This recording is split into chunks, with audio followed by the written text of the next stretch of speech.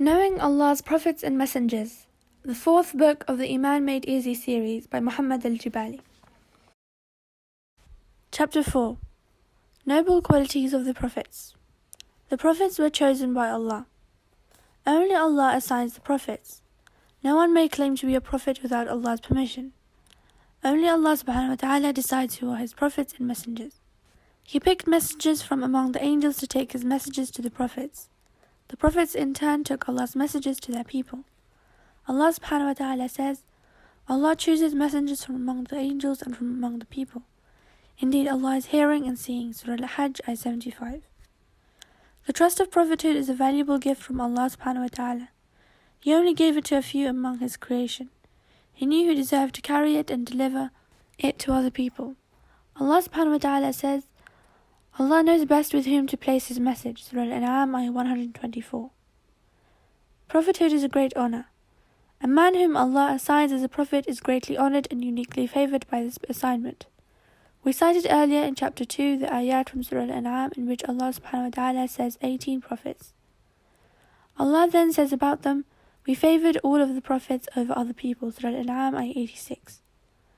Also Allah subhanahu wa ta'ala says, whoever obeys Allah and the Messenger, those will be the one whom Allah has favored of the prophets, the most truthful, the martyrs and the righteous. Excellent are those as companions. And Allah subhanahu wa ta'ala says, those were the ones whom Allah favored from among the prophets of the descendants of Adam, and those we carried in the ark with Noah, and of the descendants of Ibrahim and Israel, Yaqub, and of those whom we guided and chose. When the ayat of the Most Merciful are recited to them, they fall in prostration and weeping. Surah Maryam, ayah 58. The prophets were brothers. Brothers are usually similar to each other in appearance, character, beliefs, and other qualities. The prophets had much in common with each other. They were like brothers, even though they might have lived in different lands or times. The Prophet Muhammad ﷺ described the prophets as brothers from different mothers. Abu Hurairah radiallahu anhu reported that the Prophet ﷺ said, I'm the closest of all people to Isa the son of Maryam, in the first and last lives. This is because there is no prophet between me and him. Also the prophets are all like brothers from the same father. They have different mothers but one religion. Sometimes Allah subhanahu wa ta'ala mentions to us a great quality of one of His prophets. Since they were brothers, we immediately conclude that all other prophets usually had the same quality. Religious and moral qualities of the prophets. They had the best character. We have seen that Allah subhanahu wa ta'ala selected His messengers to be the best of all people. He says, indeed Allah chose Adam, Noah, the family of Ibrahim, and the family of Imran above all people. Surah Al-Imran, ayah 33. Furthermore, Allah subhanahu wa ta'ala adorned His messengers with great qualities and noble characteristics that no other people possess. Allah subhanahu wa ta'ala says, we made them the prophets after Ibrahim leaders, guiding by our command. We revealed to them the doing of good deeds, the performance of prayer, and the giving of zakah, and they were faithful worshippers to us. Surah Al-Anbiya, ayah 73. The prophets excelled over other people in moral and physical qualities. They possessed moral qualities that qualified them to be models and examples for humanity. They also possessed the physical and mental power that enabled them to stand firm in calling to Allah subhanahu wa ta'ala. We learn about the good characters of the prophets from the Quran and the Sunnah. Among their good characters are truthfulness, honesty, fairness, mercy, kindness, tolerance, patience, modesty, and so on. Anas radiallahu anhu said, Allah's messenger was the most handsome of people, and the most generous and the most courageous. Anas radiallahu anhu also said, Allah's messenger was the best in character among all people. They were the most noble of people. Through the times, the prophets were more noble and honorable than all other people. The Prophet Muhammad ﷺ gave the description of nobility to Ibrahim ﷺ and 3 other prophets who descended from him. Abu Hurairah and Ibn Umar radiallahu anhu reported that the Prophet ﷺ said, the noble man, son of the noble man, son of the noble man, son of the noble man, is Yusuf, son of Yaqub, son of Ishaq, son of Ibrahim. Similarly, Allah subhanahu wa ta'ala describes Musa as a noble messenger. Allah subhanahu wa ta'ala says, indeed, we had tried before them the people of Pharaoh, and there came to them a noble messenger. Surah Dukhan, ayah 17.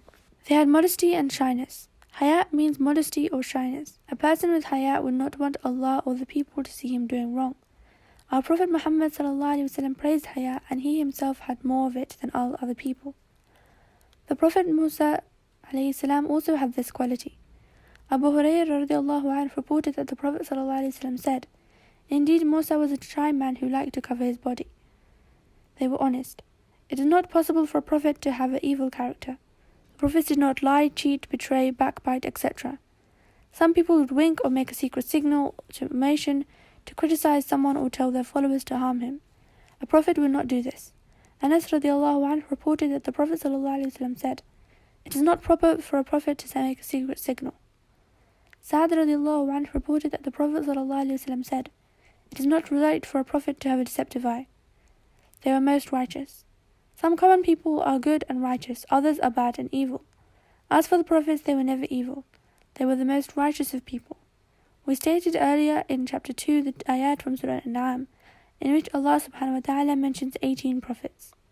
Allah then says about those prophets, all of them were righteous. Surah An-Na'am ayah 85. Their hearts do not sleep. When we sleep, our hearts sleep as well. We become unaware of what goes on around us, and we stop worshipping Allah subhanahu wa ta'ala. This did not happen to the prophets. Their hearts were always alert or awake, and submitted to Allah. Anas radiallahu anhu reported that the Prophet sallallahu alaihi wasallam said, "We prophets, our eyes sleep, but our hearts do not sleep."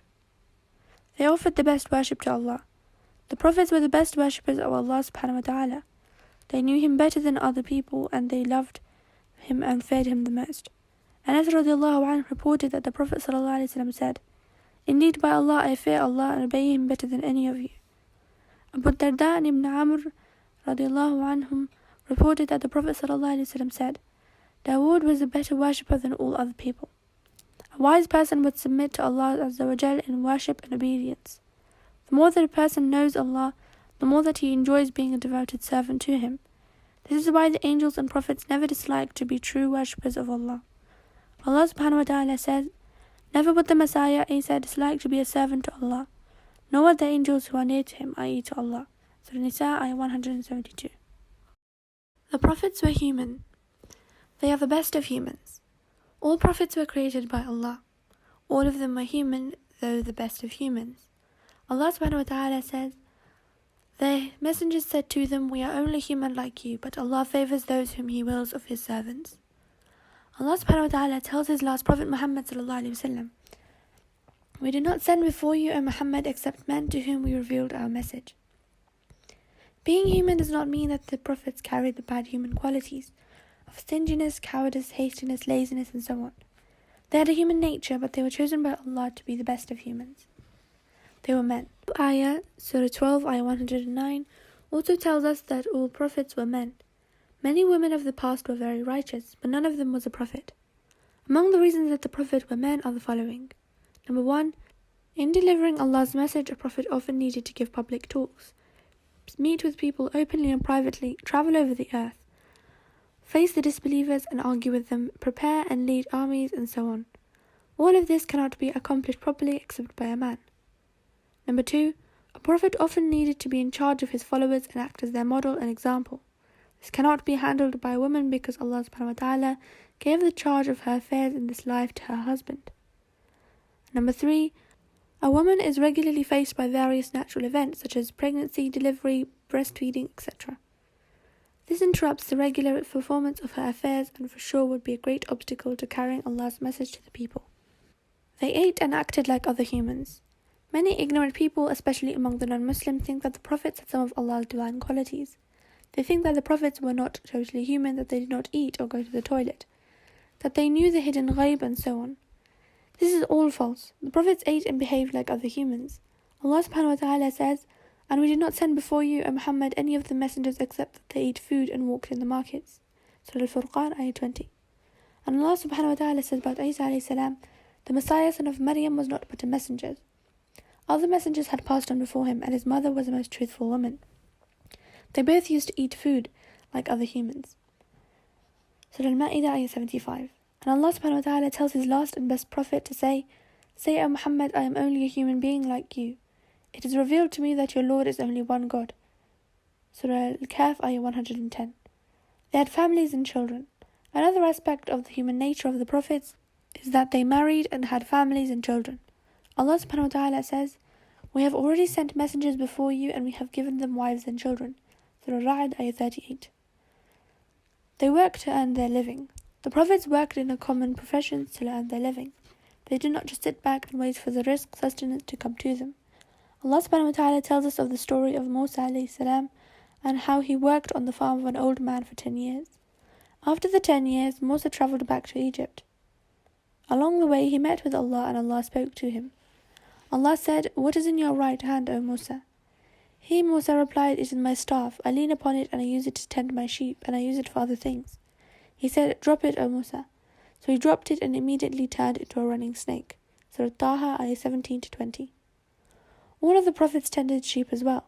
Abu Hurairah radiallahu anhu reported that the Prophet ﷺ said, "Never did Allah send a Prophet except that he, the Prophet, tended sheep."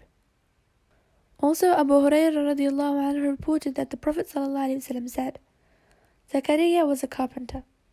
And Abu Hurairah radiallahu anhu said that the Prophet ﷺ said, "Indeed, the Prophet Dawood did not eat except from that which he produced with his hands." We should remember that the Prophets worked only in good and permissible jobs so as to earn good and pure rizq. This is unlike some ignorant people who work in many haram prohibited jobs to earn their rizq. Abdullah Shaddad ibn Aws's niece radiallahu anha reported that the Prophet ﷺ said, "The messengers were commanded not to eat except good things, and not to do except good deeds." This command to the Prophets comes in the following ayah, "O messengers, eat from the good food and do good deeds." Surah Al-Mu'minun, ayah 51. They did not know al-Ghayb. Since all of the Prophets were created by Allah, they were all under His power and control. None of them had the power to do as He wished in the world. None of them could bring benefit or harm without Allah's permission. None of them could change Allah's decisions. None of them knew of the hidden Ghayb aside from what Allah taught him. Allah subhanahu wa ta'ala says, "Say, O Muhammad, I do not have the power to benefit or harm myself, except as Allah wills. If I had the knowledge of the Ghayb, I would have brought it for myself much wealth, and no harm would have touched me. I am only a warner and a bringer of good news for believing people." Surah Al-A'raf, ayah 188. They made mistakes. We saw earlier, page 45, that Allah subhanahu wa ta'ala gave Isma to the Prophets. He protected them from making faults in delivering His instructions to the people. We emphasize again that Isma does not mean that the Prophets never made any mistake or committed any sin. Rather, they committed them sins. This is inherent to their human nature. Adam alayhi salam disobeyed Allah and ate from the tree that Allah told him not to approach. Yunus alayhi salam left his people without Allah's permission. Ibrahim said 3 lies. Musa pushed a man so hard that he killed him, and so on. However, there are a number of things that we must remember in this regard. Number 1, the mistakes that the Prophet did not interfere with delivering Allah's message. Also, Allah clearly corrected the mistakes of the Prophet so that the other people would not be misled by it. We have several examples in the Quran where Allah subhanahu wa ta'ala corrected the Prophet Muhammad sallallahu alaihi wasallam's mistakes. Their mistakes were mostly caused by human weaknesses such as forgetting and misjudgment. They never resulted from liking the sin or insisting on it. Because of this, they immediately turned to Allah in sincere repentance as soon as they had realized their error. Their sins were never of the terrible and awful type that the people of the scripture attributed to them in the Bible. For instance, the Bible claims that Harun alayhi salam was the one who made the calf and worshipped it with the children of Israel. That Lut alayhi salam drank wine until he became drunk and did terrible things after that. That Dawood made a trick to steal one of the soldiers' wives. That Sulaiman worshipped idols at the end of his life. That Isa cursed the previous prophets and said that they were thieves and robbers, and so on.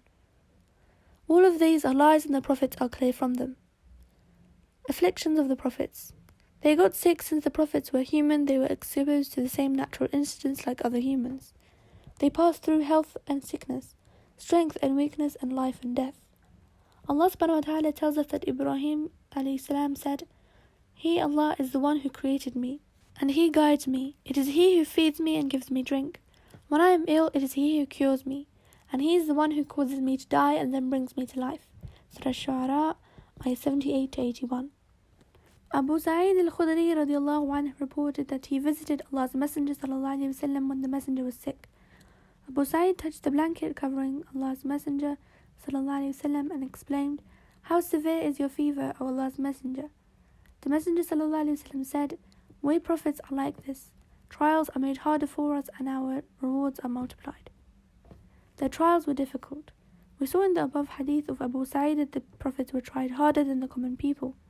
In another report, Abu Sa'id radiallahu anhu asked Allah's Messenger, "Who among the people are tried the hardest?" Allah's Messenger sallallahu alaihi wasallam replied, "Those who are severely tried among the people are the prophets, then the ulama, then the other righteous." Similarly, Sa'ad radiallahu anhu said that the Prophet sallallahu alaihi wasallam said, "Those most severely tried among the people are the prophets, then the best people after them, then the next best." Since the Prophet's trials are hard, their rewards are greatly multiplied. Similar to Abu Sa'id's earlier hadith, Aisha radiallahu anha reported that the Prophet sallallahu alaihi wasallam said, "Just as the Prophet's rewards are multiplied, our hardships are also multiplied." Death of the Prophets. The Prophets died. No human being lives eternally in this life. All humans die before going to the hereafter. Indeed, all of the Prophets have died except for Isa alayhi salam, who was raised alive to the heavens. Isa will come back near the end of time, and then he too will die. Allah subhanahu wa ta'ala says, "We did not make any human before you, O Muhammad, eternal. So if you die, would they, the disbelievers, be eternal?" Surah Al-Anbiya, ayah 34. And Allah subhanahu wa ta'ala says, "Muhammad is only a messenger. Indeed, many messengers have passed away before him. If he dies or is killed, would you then turn back on your heels as disbelievers? And whoever turns back on his heel will not harm Allah at all." Surah Al-Imran, ayah 144. They were buried where they died. When a prophet died, he was not buried in a graveyard. All prophets were buried where they died. Abu Bakr radiallahu anhu reported that the Prophet sallallahu alaihi wasallam said, "No prophet was buried except where he died." Allah honors the prophets by this so that their bodies do not have to be moved around after their death. Their bodies do not rot. Shortly after a person dies, his body rots and decomposes. This, however, does not happen to the prophets. Allah subhanahu wa ta'ala gives a special favor to them after their death. Their bodies never rot. Aws ibn Aws radiallahu anhu reported that the Prophet sallallahu alaihi wasallam said, "Indeed, Allah has forbidden for the earth to eat from the prophets' bodies. They live and pray in their graves. The prophets are alive in their graves. We do not understand their life because it is different from the life of this world. But we do know that it is an intermediate barzakh life that comes before resurrection and judgment day. Even after their death, the prophets continue to worship Allah in the best way." Anas radiallahu anhu reported that the Prophet sallallahu alaihi wasallam said, "The prophets are alive and praying in their graves." This does not necessarily mean that the prophets stand up in their graves and perform the prayer that we know now. As we said above, the life in al-barzakh is different from the life of this world, so we cannot know exactly how these things happen in it. Other qualities of the prophets. They spoke their people's language. The prophets spoke the same language as their people. This was important in order to deliver Allah's message in a clear and understandable way. Allah subhanahu wa ta'ala says, "We did not send any messenger except in the tongue of his people so that he would make things clear to them." Surah Ibrahim, ayah 4. Similarly, Abu Dharr radiallahu anhu reported that the Prophet sallallahu alaihi wasallam said, "Allah did not send any prophet except that he spoke his people's language." They were good in appearance. The common people are more attracted to a person who has a good and healthy experience. They usually belittle or make fun of an ugly or weak individual. Because of this, we find that Allah sent his prophets as healthy, strong, and handsome men. Anas radiallahu anhu said, "Allah's messenger was the most handsome of people and the most generous and the most courageous." And Anas radiallahu anhu reported that the Prophet sallallahu alaihi wasallam said, "Yusuf was given half the beauty of all people." Comparing the prophets. Some prophets are better than others. We have seen that the prophets are the best people. This, however, does not mean that they were the best exact copies of each other. There is no doubt that some prophets were better than others. Allah subhanahu wa ta'ala says, "Those messengers we made some of them better than others. Among them were raised to those whom Allah spoke, and he raised some of them in level. And we gave Isa the son of Maryam clear proofs, and we gave him help with the pure spirit Jibaly." Surah Al-Baqarah, ayah 253. Muhammad is the best of all prophets. We saw in chapter 2 that the 5 Ulul Azm are the best of all prophets. Further, the best of these 5 is the last of them, Muhammad sallallahu alaihi wasallam. Abu Hurairah radiallahu anhu reported that the Prophet sallallahu alaihi wasallam said, "I will be the chief of the children of Adam on the day of resurrection, and I will be the first that the grave will split off me, and the first to intercede, and the first one whose intercession will be accepted." We have seen earlier some of the special favors that Allah gave to the Prophet Muhammad sallallahu alaihi wasallam. Similarly, Anas radiallahu anhu reported that the Prophet sallallahu alaihi wasallam said, "I will be the first to intercede for entering Jannah. No prophet was believed as much as I am believed. Indeed, there is among the prophets a prophet that no one from his ummah believed in him except one man. Allah Azza wa Jal told the previous prophets and the people about our Prophet Muhammad sallallahu alaihi wasallam. We also told them that if we live to see Muhammad sallallahu alaihi wasallam, that they should follow him. Allah subhanahu wa ta'ala says, those who follow the messenger, the unlettered prophet, whom they find mentioned in what they have of the Torah and Injil gospel. He commands them to do the right things, forbids them from doing the wrong things, makes the good things lawful for them, makes the evil things forbidden for them, and relieves them of their burden and chains that were upon them. So those who believe in them, respect him, support him, and follow the light that was sent down with him, it is those who will be truly successful. Surah Al-An'am, ayah 157. Jabir ibn Abdullah radiallahu anhu reported that once Umar ibn al-Khattab radiallahu anhu took a sheet of the Torah from a Jew and started reading from it in front of the Prophet sallallahu alaihi wasallam. The Prophet sallallahu alaihi wasallam became very upset and said, do you have doubts about what I taught you, O son of al-Khattab? By the one who has my soul in his hand, Allah, I brought the religion to you clear and pure, and if my brother Musa were alive, he would have no choice but to follow me. A prohibited comparison. Even though some prophets are better than others, it is extremely prohibited to belittle or disrespect any of them. It is prohibited to compare between the prophets with this intention. We must love and respect all of them. We understand that every one of the prophets is better than all other people. Abu Hurairah and Abu Sa'id al-Khudri radiallahu anhu reported once a Muslim and a Jew fought over whether Muhammad was better or Musa. When the Prophet ﷺ heard about this, he became angry and said, do not favor some of Allah's prophets over others, or do not favor me over Musa. Indeed, when the horn will be blown, everyone in the heavens and on earth will fall lifeless, except for those whom Allah wills. The horn will then be blown again, and I will be the first to come to life. I will find Musa holding to one of the throne's legs. I will not know if that has been because he was already been shocked on the day of At-Tur when he met Allah, or that he was shocked but he came to life before me, or that he was those from Allah excluded from the shock. Yunus alayhi salam called his people to Allah, but he left them before Allah subhanahu wa ta'ala gave him the permission. So Allah punished him by making a whale swallow him. After repenting to Allah and making extensive dua, Allah saved him and sent him back to lead his people. Some people may show disrespect to Yunus alayhi salam because of this. They forget that despite his mistake, he was a great prophet and a most righteous man. Our Prophet sallallahu alaihi wasallam prohibited this. Ibn Mas'ud radiallahu anhu reported that the Prophet sallallahu alaihi wasallam said, let no one say that I am better than Yunus the son of Matta.